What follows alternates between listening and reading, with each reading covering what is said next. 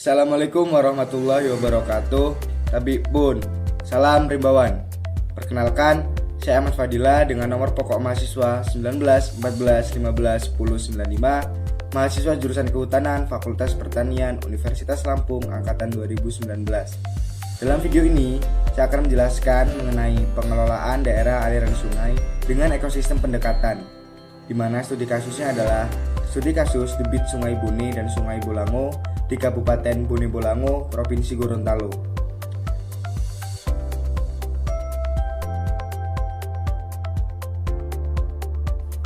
Pendahuluan meliputi yang pertama adalah latar belakang dan yang kedua adalah tujuan. Adapun latar belakang dalam studi kasus ini adalah yang pertama, Kabupaten Bolango merupakan daerah bagian timur Provinsi Gorontalo.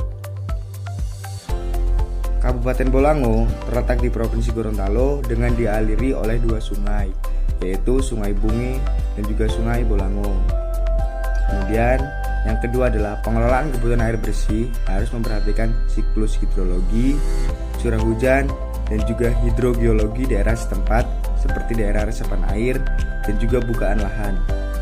Yang ketiga adalah kerusakan daerah konservasi sebagai daerah resapan air dapat dilihat dari indikator rasio debit air. Rasio debit air tersebut dapat menunjukkan penurunan aliran dasar atau base flow. Adalah ruang lingkup pengelolaan daerah aliran sungai.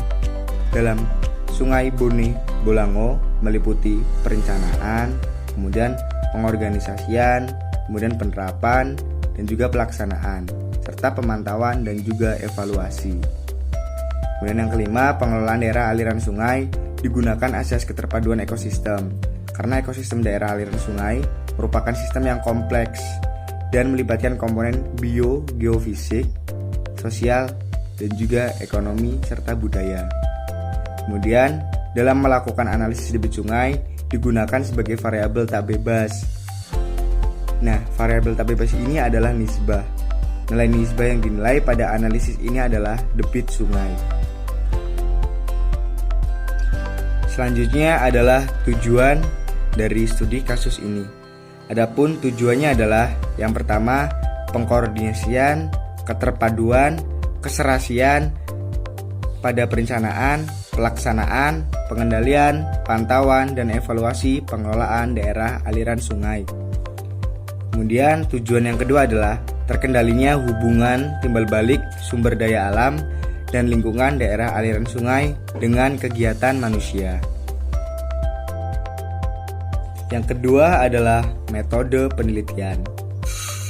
Dalam bab ini mencakup yang pertama adalah lokasi penelitian dan yang kedua adalah metodologi.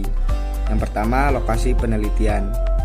Penelitian ini dilaksanakan di Kabupaten Bone Bolango, Provinsi Gorontalo, yaitu di daerah aliran Sungai Bone dan juga Sungai Bolango. Selanjutnya adalah metodologi penelitian. Adapun cara-cara atau metode atau langkah kerja dalam penelitian ini adalah yang pertama yaitu studi literatur dari data-data dan berbagai sumber yang ada. Kemudian yang kedua adalah melakukan survei secara langsung ke lapangan, yaitu ke daerah aliran sungai, Sungai Bone dan juga Sungai Bolango. Kemudian yang ketiga adalah pengelolaan data melalui analisis statistik dan penyajian data melalui analisis deskriptif. Dan pada bab 3 yaitu hasil dan juga pembahasan. Seperti yang bisa kita lihat pada diagram di slide berikut, itu merupakan model pengelolaan DAS yang berekosistem atau dengan asas ekosistem, yaitu di mana yang paling atas adalah pengelola ekosistem DAS, kemudian diikuti hilir-hilir daerah aliran sungai, kemudian ekonomi, sosial, dan budaya, kemudian batas ekologi atau administrasi, kemudian ke bawahnya lagi yaitu kelembagaan, teknologi, dan juga pendanaan. Nah, jadi dalam pengelolaan DAS yang berekosistem itu, aspek-aspek tersebut itu harus saling terkait, harus saling mendukung, memberikan dukungan untuk mengelola daerah aliran sungai sehingga daerah aliran sungai yang dikelola itu dapat berjalan dengan baik dan juga dengan hasil yang maksimal. Berikut adalah rasio debit bulanan Sungai Bone. Rasio debit bulanan Sungai Bone disajikan seperti diagram yang tertera pada slide. Dari slide tersebut yang bisa kita amati, maka dapat dilihat, bisa ditarik kesimpulan bahwasanya debit atau rasio debit bulanan Sungai Bone terbesar itu terjadi pada bulan Oktober. Kita lihat di mana garisnya berwarna biru. Kemudian dan yang terendah itu terjadi pada bulan April atau juga pada bulan Juni. Selanjutnya adalah rasio debit bulanan Sungai Bolango.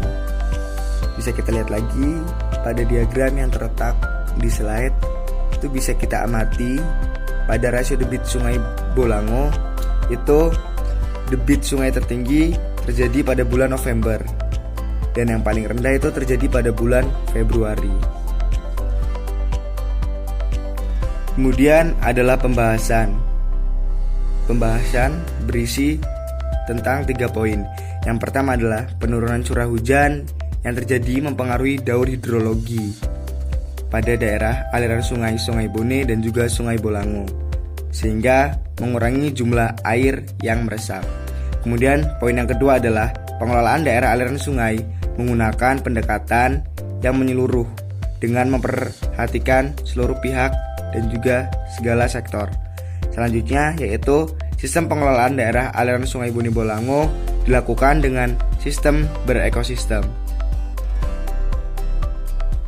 Berikut merupakan isi dari pembahasan. Untuk yang poin pertama yaitu intensitas curah hujan pada daerah Bone Bolango cenderung menurun dari tahun ke tahun. Jika hal ini terjadi lebih luas atau lebih lama atau lebih sering terjadi, maka akan terjadi penurunan base flow yang masuk ke sungai.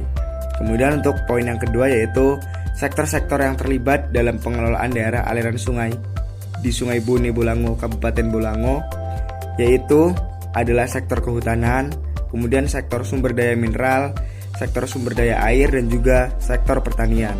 Keempat sektor tersebut tentunya harus berjalan selaras dan saling mendukung demi terciptanya pengelolaan DAS yang baik dan maksimal. Selanjutnya, untuk pembahasan pada poin yang ketiga yaitu keberadaan DAS Bone Bolango ini tumpang tindih dengan Provinsi Sulawesi Utara, sehingga pengelolaannya dilakukan oleh pemerintah pusat secara terpadu. Selanjutnya adalah kesimpulan. Adapun kesimpulan dari penelitian atau studi kasus yang telah dilakukan yaitu yang pertama, daerah aliran Sungai Bone Bolango itu telah mengalami degradasi dan juga kerusakan.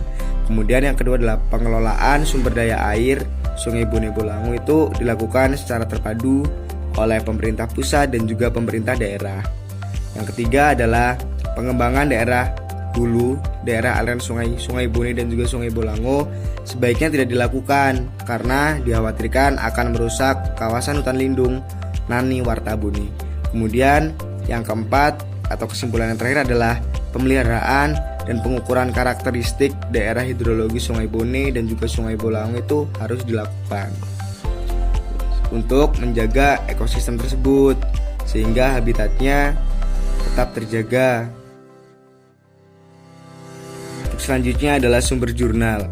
Nah, video dan juga penjelasan saya ini saya buat berdasarkan jurnal yang ditulis oleh Tresnadi Hidir tahun 2008 dengan judul Pengelolaan Daerah Aliran Sungai dengan Pendekatan Ekosistem dengan studi kasus analisis debit Sungai Bone dan juga Sungai Bolango di Kabupaten Bone Bolango, Provinsi Gorontalo. Jurnal Hidrosfer Indonesia volume 3 nomor 3 halaman 95 sampai 104. Sebelum saya tutup, ada quotes dari Nelson Mandela atau seorang aktivis dunia. Dia mengatakan bahwasanya education is the most powerful weapon which you can use to change the world. Bahwasanya pendidikan adalah senjata paling ampuh di dunia yang dapat kita gunakan untuk mengubah dunia. Jadi teman-teman semangat belajar. Terima kasih atas perhatiannya. Wassalamualaikum warahmatullahi wabarakatuh.